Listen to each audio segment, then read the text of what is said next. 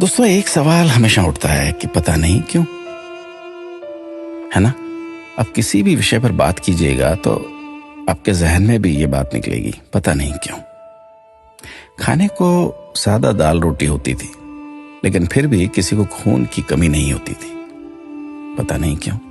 School में अध्यापक खूब कान खींचते थे, डंडों से पिटाई होती थी, लेकिन कोई बच्चा स्कूल में डिप्रेशन के कारण आत्महत्या नहीं करता था, पता नहीं क्यों।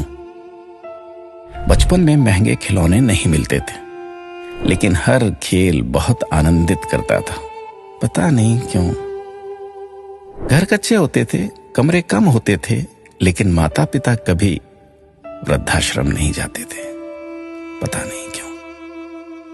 घर में गाय की, कुत्ते की, अतिथि की, मेहमानों की रोटियां बनती थी, फिर भी घर का बजट संतुलित रहता था।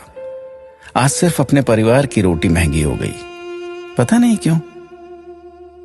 महिलाओं के लिए कोई जिम या कसरत के लिए विशेष साधन नहीं थे, फिर भी महिलाएं पूर्ण रूप से, संपूर्ण रूप से स्वस्थ रहती थी, पता नहीं क्यों। भाई भाई में, भाई बहनों में अनेक बार खूब झगड़ा होता था, आपस में कुटाई तक हो जाती थी, परंतु आपस में मन मुटाव कभी नहीं होता था, पता नहीं क्यों। परिवार बहुत बड़े होते थे, पड़ोसियों के बच्चे भी दिन भर खेलते थे, फिर भी घरों में ही शादियां होती थी, पता नहीं क्यों। माता पिता थोड़ी सी बात पर थप्पड़ मार देते थे, लेकिन उनका मान सम्मान कभी कम नहीं होता था, पता नहीं।